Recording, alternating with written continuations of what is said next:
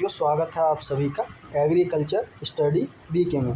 तो दोस्तों आज की हमारी क्लास होने वाली है किससे, प्रैक्टिस सेट से। तो आज को ये दोस्तों हम प्रैक्टिस सेट करेंगे। किसका पहला प्रैक्टिस सेट करने वाले हैं, किसका करेंगे, प्रसार शिक्षा, जिसे इंग्लिश में बोलते हैं एक्सटेंशन एजुकेशन।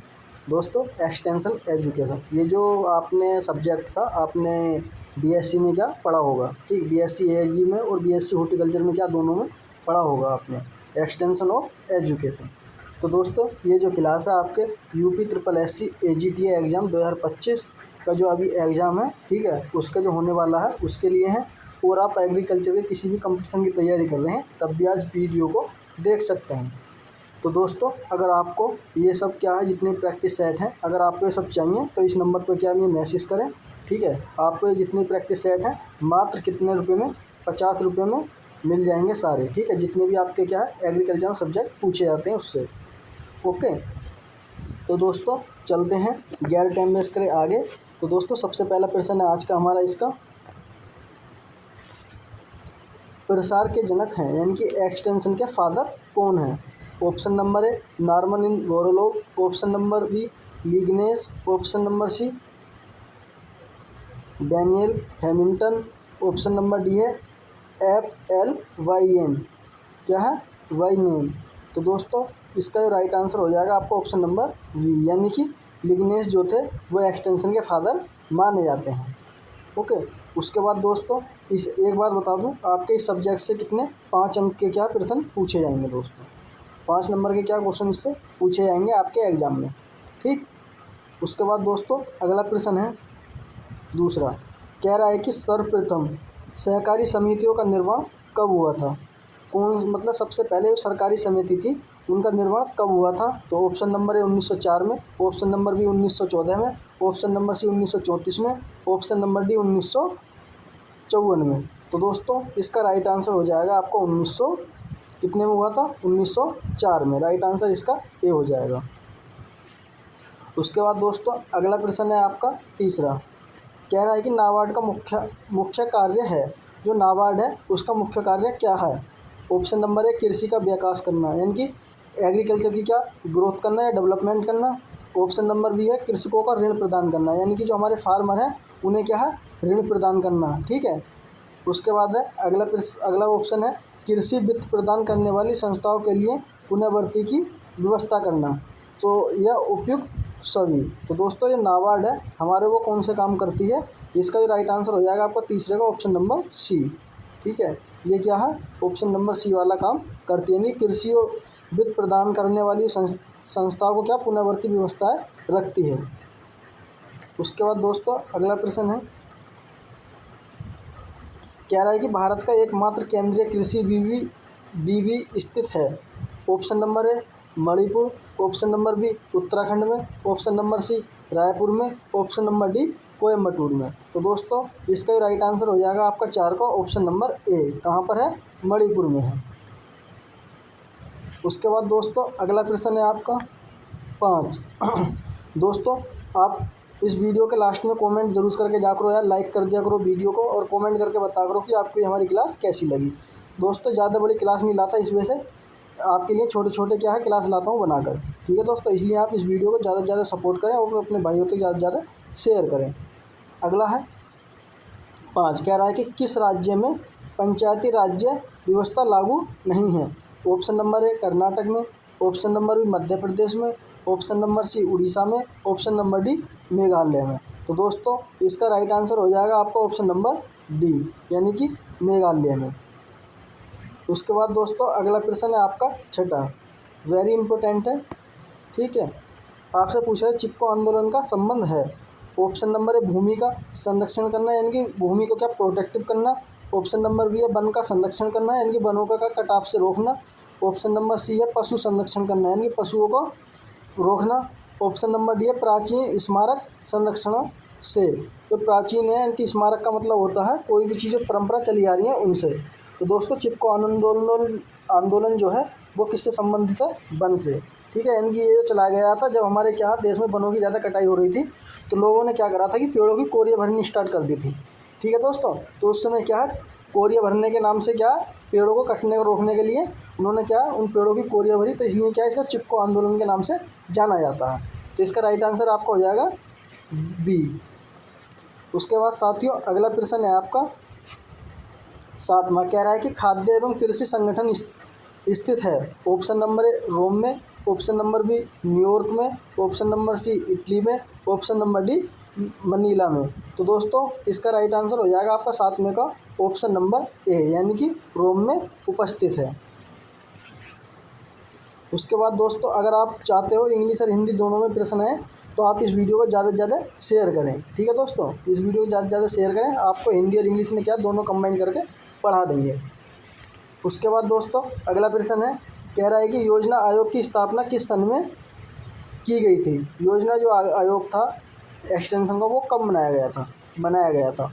ऑप्शन नंबर है 1949 में, ऑप्शन नंबर बी 1951 में, ऑप्शन नंबर सी 1947 में, ऑप्शन नंबर डी 1956 में। तो दोस्तों इसका ही राइट आंसर हो जाएगा आपका 8 का ऑप्शन नंबर बी, यानी कि 1951 में। उसके बाद अगला प्रश्न है दोस्तों 9, कह रहा है कि राष्ट्रीय कृषि विज्ञान म्यूजियम अब स्थापित है जो नेशनल है एग्रीकल्चर म्यूजियम बना हुआ वो कहाँ पर है। ऑप्शन नंबर ए नागपुर में, ऑप्शन नंबर बी झांसी में, ऑप्शन नंबर सी नई दिल्ली में, ऑप्शन नंबर डी लखनऊ में। तो दोस्तों राष्ट्रीय कृषि विज्ञान का म्यूजियम है वो अब बना हुआ है, कहाँ पर स्थापित है, तो इसका ऑप्शन नंबर सी यानी कि दिल्ली में। उसके बाद दोस्तों अगला प्रश्न है 10, कह रहा है कि राष्ट्रीय कृषि बीमा योजना लागू की गई। दोस्तों राष्ट्रीय कृषि बीमा थी, ठीक है, वो कब लागू करी गई थी। ऑप्शन नंबर है 1999 से 2000 के बीच, ऑप्शन नंबर 2001 से 2002 के बीच, ऑप्शन नंबर सी 2005 से 2006 के बीच, ऑप्शन नंबर डी 2010 से 2011 के बीच। तो दोस्तों इसका ये राइट आंसर हो जाएगा आपका ऑप्शन नंबर ए, यानी कि 1999 से 2000 के बीच में इसकी क्या स्टार्टेड करी गई थी। उसके बाद दोस्तों अगला प्रश्न है आपका 11, कह रहा है कि व्यवहार के तत्व हैं। ऑप्शन नंबर दक्षता और मनोवृत्ति, ऑप्शन नंबर सी है ज्ञान एवं मनोवृत्ति, ऑप्शन नंबर सी है ज्ञान एवं दक्षता, ऑप्शन नंबर डी है ज्ञान मनोवृत्ति एवं दक्षता, तीनों ही। तो दोस्तों आपके व्यवहार के तत्व हैं, इनमें से कौन से होने चाहिए, इनकी एक अच्छे गुण एक व्यक्ति के अंदर होने चाहिए जिससे कि आपको व्यवहार पता लगे। तो इसका राइट आंसर हो जाएगा ऑप्शन नंबर डी, यानी कि ज्ञान भी होना चाहिए आपको, मनोवृत्ति भी होनी चाहिए और दक्षता भी होनी चाहिए। Option number D right answer हो जाएगा। उसके बाद दोस्तों अगला प्रश्न है 12, कह रहा है कि किस क्षेत्र में विशेष हेतु संतति तकनीकी प्रसार की सर्वोत्तम विधि है। ऑप्शन नंबर ए प्रदर्शन में, ऑप्शन नंबर बी परिणाम प्रदर्शन में, option number C field trial में, ऑप्शन नंबर डी प्रक्षेत्र भ्रमण में। तो दोस्तों इसका राइट आंसर हो जाएगा आपका ऑप्शन नंबर बी, यानी कि परिणाम प्रदर्शन में।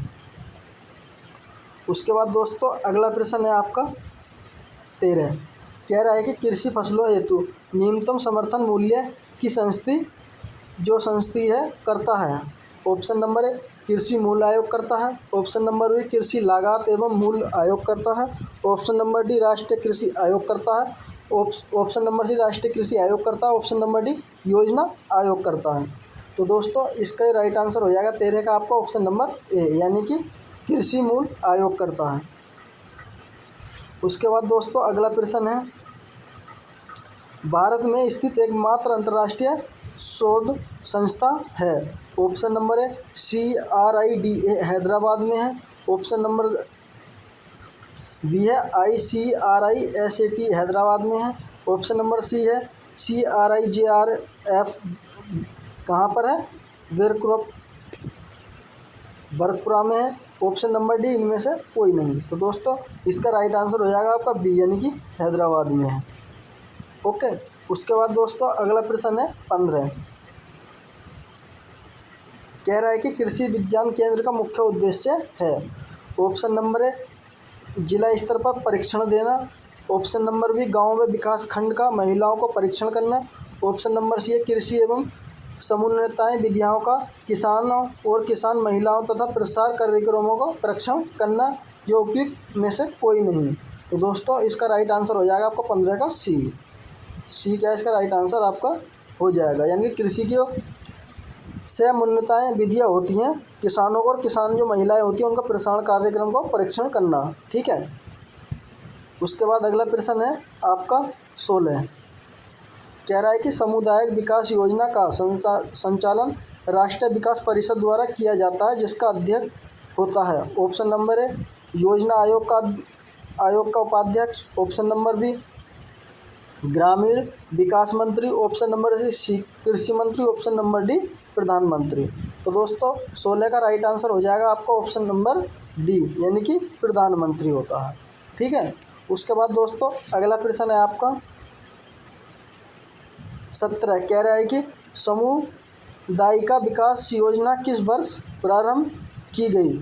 ऑप्शन नंबर ए 1958 में, ऑप्शन नंबर बी 1952 में, ऑप्शन नंबर सी 1972 में, ऑप्शन नंबर डी 1956 में। तो इसका राइट आंसर हो जाएगा 1952, यानी कि बी राइट आंसर हो जाएगा। समुदाय विकास योजना जो विकास करी गई थी 1952 में करी गई थी। उसके बाद दोस्तों अगला प्रश्न है आपका 18, कह रहा है कि सर्वप्रथम प्रसार शब्द का प्रयोग किस देश ने किया था। यानी कि सबसे पहले एक्सटेंशन शब्द था वो सबसे पहले कहाँ से आया था और किसने दिया था।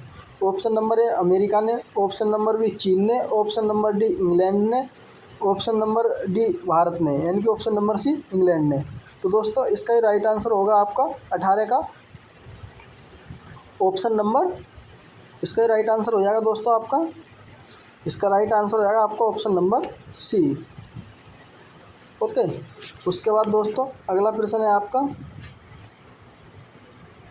19, कह रहा है कि भारत में प्रसार शब्द का प्रयोग किस सन में किया गया। जो एक्सटेंशन था सबसे भारत में कब प्रयोग करा गया था।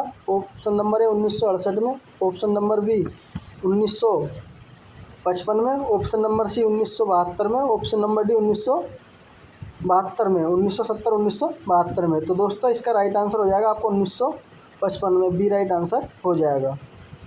उसके बाद दोस्तों अगला प्रश्न है आपका 20, कह रहा है कि प्रसार शिक्षा की परिभाषा ग्रामीण जीवन के विकास के लिए उपयोग ज्ञान और फैलाव को हम प्रसार कहते हैं, किसने प्रतिपादित किया था। ये जो डेफिनेशन थी वो किसने दी थी एक्सटेंशन की। ऑप्शन नंबर ए वट ने, ऑप्शन नंबर 2 कैल्सा एवं हेन ने, option number C V Ram Bhai ने, ऑप्शन नंबर डी लिग्नस ने। तो दोस्तों ये जो डेफिनेशन थी आपकी ये किसने दी थी। ऑप्शन नंबर ए यानी कि बटन ने, किसने वट ने दी थी। ऑप्शन नंबर ए राइट आंसर हो जाएगा। उसके बाद दोस्तों अगला प्रश्न है 21, कह रहा है कि प्रसार शिक्षा का सिद्धांत है। ऑप्शन नंबर ए देखो और दिखाओ, ऑप्शन नंबर बी सीखो व सिखाओ, ऑप्शन नंबर सी कहो या सुनो, या ऑप्शन नंबर डी उपयुक्त सभी। तो दोस्तों इसका ही राइट आंसर हो जाएगा आपका ऑप्शन नंबर वी, यानी कि सीखो और सिखाओ राइट आंसर हो जाएगा। ठीक। उसके बाद अगला प्रश्न है 22, कह रहा है कि कृषि प्रसार कार्यालय की शुरुआत किस देश में हुई। ऑप्शन नंबर ए अमेरिका में, ऑप्शन नंबर बी चीन में, ऑप्शन नंबर सी फ्रांस में, ऑप्शन नंबर डी भारत में। तो दोस्तों कृषि प्रसार की कार्यक्रम जो स्टार्ट हुआ था सबसे पहले वो किसने करा था, अमेरिका ने। ऑप्शन नंबर ए राइट आंसर हो जाएगा। अगला प्रश्न है आपका 23, कह रहा है कि हरित क्रांति के जनक व एकमात्र नोबेल पुरस्कार विजेता रहे हैं।